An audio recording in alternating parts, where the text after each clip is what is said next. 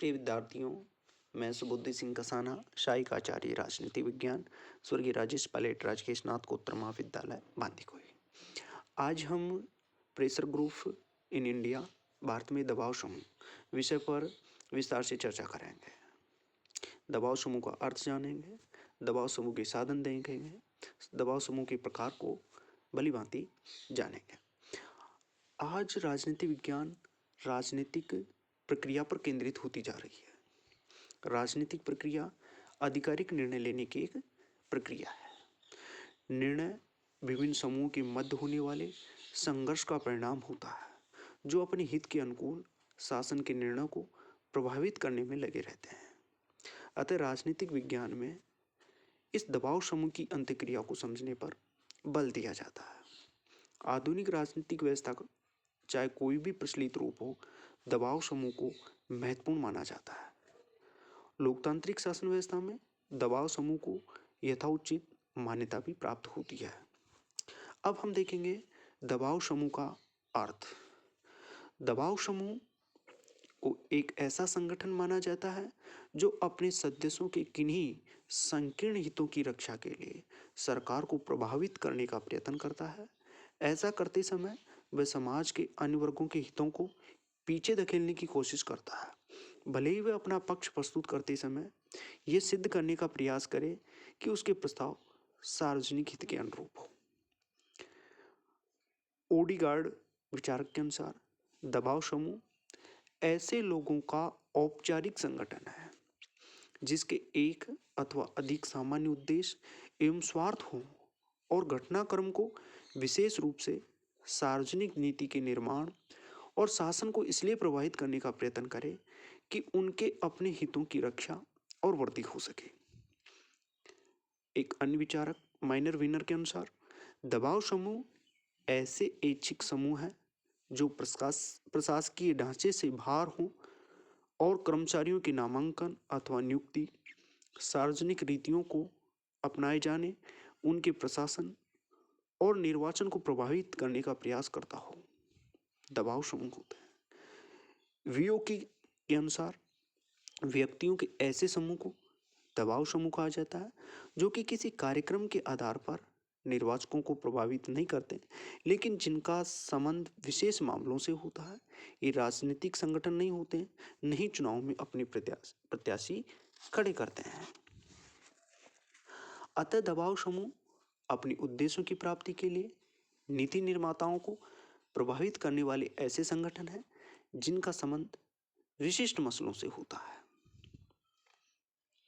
दबाव समूह के औचित्य एवं महत्व का विश्लेषण किए जाए तो स्पष्ट हो जाता है कि 20वीं सदी में सर्वप्रथम अमेरिकी राजनीतिक व्यवस्था में जन्मे दबाव समूह को सर्वव्यापी मान्यता मिल चुकी है। यद्यपि दबाव समूह की स्पष्ट भूमिका 20वीं शताब्दी से प्रारंभ हुई थी। 1788 ईस्वी में अमेरिका में संघात्मक प्रावधानों के आधार पर इसके लेखकों ने दबाव गुटों की स्वीकृति चाही और 1846 में ब्रिटिश एंटी कॉर्न लॉ ने इस संबंध में संपूर्ण सफलता प्राप्त की।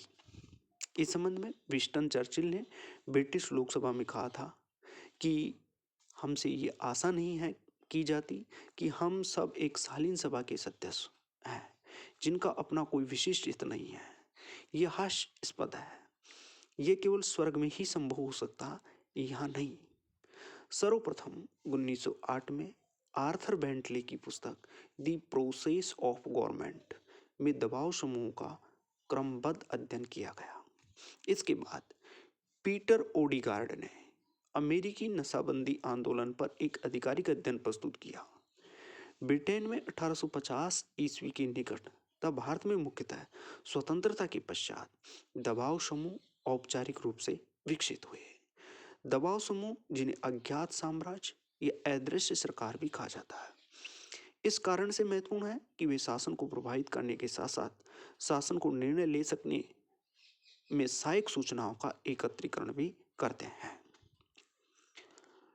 लोकमत का शिक्षण, सरकार की निरंकुशता का सीमांकन, समाज और शासन के मध्य संतुलन की स्थापना, शासन एवं जनता के मध्य संवाद के मंच के रूप में कार्य करना इसकी उपयोगिता के अन्य कारण है। दबाव समूह की विधान निर्माण में परामर्श एवं सहायता के कारण उन्हें विधानमंडल के पीछे का विधानमंडल भी कहा जाता है। दबाव समूह के कारण ही कुशासन की आलोचना, अत्याचारी शासन के विरुद्ध जन जागरूकता द्वारा जनमत तैयार किया जा सकता है।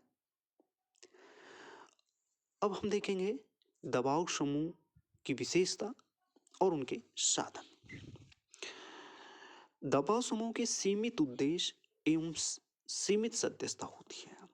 ये अपने हितों के संरक्षण एवं संवर्धन हेतु काम करने वाले समूह हैं। दबाव समूह की सदस्यता केवल अपने वर्ग तक ही सीमित होती है। दूसरी विशेषता, दबाव समूह की प्रकृति सर्वव्यापक होती है। सभी शासन व्यवस्थाओं, चाहे वह पश्चिमी हो, गैर पश्चिमी हो, लोकतांत्रिक हो अथवा गैर लोकतांत्रिक हो, दबाव समूह का कम या प्रचुर मात्रा में पाया जाना इसका द्योतक है। तीसरी विशेषता, दबाव समूह अपने कार्य निष्पादन के लिए संवैधानिक अथवा तथा असंवैधानिक साधनों का प्रयोग करते हैं। दबाव समूह की शासन पर आधिपत्य जमाने की इच्छा नहीं रहती है। उनका लक्ष्य मंत्रियों, शासन अधिकारियों और विधायिका पर विभिन्न तरीकों से दबाव डालना एवं अपना कार्य निकालना होता है। दबाव समूह की अवधि अनिश्चित होती है। पीटर ने दबाव समूह को दो भागों में बांटा, सेक्शनल एवं काज। जब कोई दबाव समूह लंबे समय तक कार्य करने के लिए संगठित होता है तो उसे सेक्शनल चिरकालिक दबाव समूह कहा जाता है। और यदि थोड़े समय के लिए एक हित की रक्षा के लिए दबाव समूह गठन हो तो उसको काज कहा जाता है। दबाव समूह अपने हितों की पूर्ति हेतु जिन साधनों को अपनाया जाता है वे नैतिक अनैतिक दोनों ही होते हैं। इसलिए दबाव समूह द्वारा अपनाए जाने वाले मुख्य तरीके या साधन निम्न है। पहला, लोबिंग। दबाव समूह द्वारा अपनाया गया यह साधन एक राजनीतिक साधन है। सरकार को प्रभावित करने वाली इस तकनीक के तहत दबाव समूह के कार्यकर्ता व्यवस्थापिका के सभा भवनों के कक्षों में जाकर प्रत्यक्ष रूप से विधायकों से संपर्क स्थापित कर उन पर विभिन्न उपायों से इस प्रकार दबाव डालते हैं कि वे ऐसी विधि का निर्माण करें जिससे उनके हितों का संरक्षण हो सके। इस प्रक्रिया में विधानमंडल के सदस्यों को प्रभावित करने के लिए अतिरिक्त प्रतिनिधिमंडल, शिष्टमंडल, पत्र, तार, टेलीफोन प्रदर्शन आदि साधनों का प्रयोग किया जाता है। अमेरिकी शासन व्यवस्था में दबाव समूह का विशेष रूप से प्रयोग किया जाता है। चार्ल्स डी एरियन के अनुसार संभवतः 1000 से अधिक व्यक्ति कांग्रेस के सत्र के दौरान सक्रिय और लोबिस्ट के रूप में कार्य करते हैं। दूसरा साधन, प्रचार एवं आंकड़ों का प्रशासन। दबाव समूह अपना पक्ष सबल बनाने के लिए प्रचार का सहारा लेते हैं। अपने पक्ष में जनमत तैयार करने के लिए दबाव समूह वैचारिक, मनोवैज्ञानिक एवं नैतिक दबाव उत्पन्न करते हैं। नीति निर्माताओं के समक्ष अपना मत व्यवस्थित रूप से रखते हैं। नीति निर्माताओं के समक्ष अपना पक्ष व्यवस्थित रूप रखने के लिए आंकड़ों का भी प्रदर्शन किया जाता है। दबाव समूह द्वारा प्रिंट, इलेक्ट्रॉनिक मीडिया द्वारा अपने पक्ष का प्रसारण करना, औपचारिक अनौपचारिक प्रचार के साधनों के द्वारा अपने पक्ष का प्रसार लोकप्रिय साधन है इनके पास। गोष्ठियां और सम्मेलन। दबाव समूह विचार विमर्श, वाद विवाद के लिए वार्ताएं, सभा सम्मेलनों और गोष्ठियों का आयोजन करती हैं। इन सभा सम्मेलनों के माध्यम से दबाव समूह अपनी पहुंच एवं प्रभावकारिता का प्रदर्शन भी किया जाता है। निर्वाचनों के माध्यम से हित संरक्षण। प्रभावशाली दबाव समूह अपरोक्ष दबाव नीति के तहत चुनाव के समय उन प्रत्याशियों का चुनाव के दौरान समर्थन करते हैं जिन्हें चुनाव के पश्चात अनुकूल लाभ प्राप्ति की संभावना है। उन्हें राजनीतिक सत्ता को अपने पक्ष में बनाए रखने के लिए दबाव समूह ऐसे उम्मीदवारों का मनोवैज्ञानिक और आर्थिक सहायता से सहयोग करते हैं जो विधानमंडल और शासन में पहुंचकर उनके हित में निर्णय ले सके। वे ऐसे राजनीतिक दल का धन बल से समर्थन करते हैं जो विजयी होने के बाद उनकी मांगों पर सकारात्मक निर्णय ले सके। पांचवा साधन, दबाव समूह और कार्यपालिका को किस तरह से प्रभावित करते हैं। उच्च महत्वाकांक्षाओं से प्रेरित दबाव समूह मुख्य कार्यपालिका पर दबाव डालते हैं। मुख्यतः कार्यपालिका राजनीतिज्ञ होते हैं जिन्हें चुनावों का सामना करना पड़ता है। विश्व के विविध देशों में शीर्ष नेतृत्व को प्रभावित करने की औद्योगिक घराने की प्रवृत्ति सामान्य तथ्य है। दबाव समूह व्यक्तिगत संपर्कों के जरिए कार्यपालिका के सदस्यों को प्रभावित करते हैं। दबाव समूह द्वारा कार्यपालिका के सदस्यों को प्रभावित करने के लिए प्रचार, प्रदर्शन, घेराव, हड़ताल का भी सहारा लिया जाता है। लोक सेवकों पर नियंत्रण। राजनीतिक व्यवस्था में विधानमंडल के कार्यों में विस्तार एवं जटिलता के कारण विधान निर्माण के विस्तृत क्षेत्र पर विशेषज्ञता प्राप्त प्रशासनिक अधिकारियों का नियंत्रण रहता है। प्रदत्त विधायन के कारण ही नौकरशाही के विधायी निर्माण का क्षेत्र विस्तृत हो गया। भारत, अमेरिका, ब्रिटेन में दबाव समूह नौकरशाही को प्रभावित करने के लिए अनेक साधन अपनाते हैं। पहले तो नियुक्ति ट्रांसफर की प्रक्रिया को प्रभावित कर दबाव समूह अधिकारियों को उपकृत करते हैं। धन, विरोध प्रदर्शन, निंदा का भय दिखाकर अधिकारियों के संपर्क का फायदा उठाकर नौकरशाही को प्रभावित करते हैं। अब देखते हैं भारत में दबाव समूह का विकास। भारतीय राजनीतिक व्यवस्था में दबाव समूह की भी महत्वपूर्ण भूमिका रही है। स्वाधीनता की प्राप्ति से पूर्व भारतीय राजनीति में अनेक हित समूह क्रियाशील रहे। उल्लेखनीय है कि भारत में राष्ट्रीय आंदोलन का आरंभ उपनिवेशवादी शासकों से स्वतंत्रता प्राप्ति के आंदोलन के रूप में नहीं हुआ था। इसका आरंभ विभिन्न हित समूहों द्वारा अपनी मांगों और हितों की पूर्ति के आंदोलन के रूप में हुआ था। समाज सुधार के रूप में कार्यरत विविध हित समूह जैसे ब्रह्म समाज, तरुण बंगाल ग्रुप, सत्य शोधक समाज, ब्रिटिश इंडियन एसोसिएशन आदि समूह स्वतंत्रता के पूर्व क्रियाशील थे। 1885 में भारतीय राष्ट्रीय कांग्रेस एक ऐसा दबाव संगठन था जिसका लक्ष्य अंग्रेजी शासकों से कुछ विशेष रियायतें प्राप्त करना था। स्वतंत्रता के पश्चात भारत में दबाव समूह के उद्भव के प्रमुख कारण लोक कल्याणकारी राज्य का सिद्धांत, आर्थिक क्षेत्र में सरकारी हस्तक्षेप की नीतियां, व्यक्तिवाद से समाजवाद की ओर बढ़ता हुआ झुकाव। भारत में दबाव समूह की महत्वपूर्ण भूमिका को स्पष्ट करते हुए मोरिस जॉनसन ने स्पष्ट किया कि यदि भारतीय शासन व्यवस्था के सांगोपांग समझना है तो गैर सरकारी एवं अज्ञात संगठनों की गतिविधियों का अध्ययन करना उपयोगी और अपरिहार्य है। मोरिस जॉनसन ने अपनी कृति the government and politics of India में भारतीय राजनीतिक व्यवस्था की 3 भाषाएं प्रतिरूप व्यक्त की हैं। प्रथम और तृतीय भाषा का संबंध दबाव समूह से ही है। उन्होंने द्वितीय भाषा का प्रतिरूप आधुनिक को प्रथम और तृतीय प्रतिरूप को परंपरावादी या संतों की भाषा से प्रभावित माना है। भारत में दबाव समूह की राजनीति का विश्लेषण करने वाले प्रथम वैज्ञानिक प्रोफेसर माइनर वीनर हैं। उन्होंने अपनी कृति पॉलिटिक्स ऑफ स्केर्सिटी, जिसके अंतर्गत भारतीय राजनीति में व्यावसायिक दबाव समूह की भूमिका का सूक्ष्म अध्ययन किया, और व्यावसायिक दबाव समूह की भूमिका का सूक्ष्म अध्ययन करने वाला एक अन्य ग्रंथ स्टैनली कोचनिक का business and politics in India है। उक्त विद्वानों ने भारतीय दबाव समूह और हित समूह की विशेषताओं को इस तरह प्रकट किया।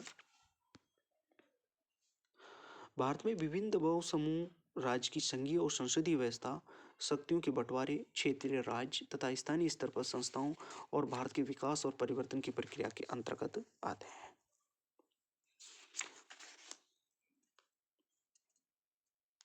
ओमंड पोवेल के अनुसार हम भारत में क्रियाशील दबाव समूह के प्रकारों को देखते हैं। ओमंड पोवेल ने 4 समूहों में विभक्त किया। एक संस्थानात्मक दबाव समूह, दूसरा सामुदायित्मक दबाव समूह, तीसरा असमुदायित्मक दबाव समूह और चौथा प्रदर्शनकारी दबाव समूह। सबसे पहले हम संस्थानात्मक दबाव समूह के बारे में चर्चा करेंगे। व्यवस्थापिका, नौकरशाही, सेना तथा कार्यपालिका में ही कुछ हित विशेषज्ञों के इर्द गिर्द बनने वाले समूहों को कहा जाता है। ये ऐसे आंतरिक समूह हैं जो शासन तंत्र के अंदर ही विशेष हितों की रक्षा या पूर्ति के लिए क्रियाशील रहते हैं। ये अपने सदस्यों के हितों की ही साधना का लक्ष्य नहीं रखते हैं, वरना अनेक बार समाज में अपने हितों के अनुरूप हित रखने वाले वर्गों का हित भी पूरा करने का प्रयत्न करते हैं। ये दबाव समूह राजनीतिक दलों की नीतियों को प्रभावित करते हैं। इन दबाव समूह में राजनीतिक दलों ने अपने आंतरिक संगठन, नौकरशाही के संगठन या सेना के संगठन या मुख्यमंत्री क्लब आदि शामिल है। भारत में राजनीतिक दलों के आंतरिक संगठन जैसे भारतीय राष्ट्रीय कांग्रेस,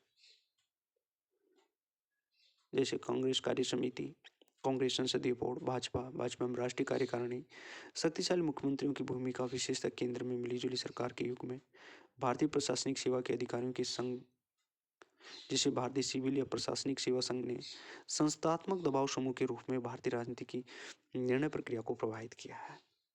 समुदायात्मक दबाव समूह, समुदायात्मक दबाव समूह अपने हित के संरक्षण के लिए सरकार की नीतियों को प्रभावित करते हैं।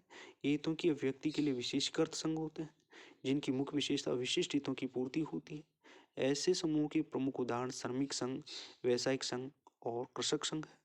भारत में वर्तमान समय में लगभग सभी प्रमुख राजनीतिक दलों के श्रमिक संघ हैं, जैसे भारतीय जनता पार्टी में पूर्व में जनसंघ का, भारतीय मजदूर संघ, मार्क्सवादी कम्युनिस्ट पार्टी का United Trade Union Congress, Congress का Indian National Trade Union Congress, भारतीय कम्युनिस्ट पार्टी का All India Trade Union Congress सक्रिय है।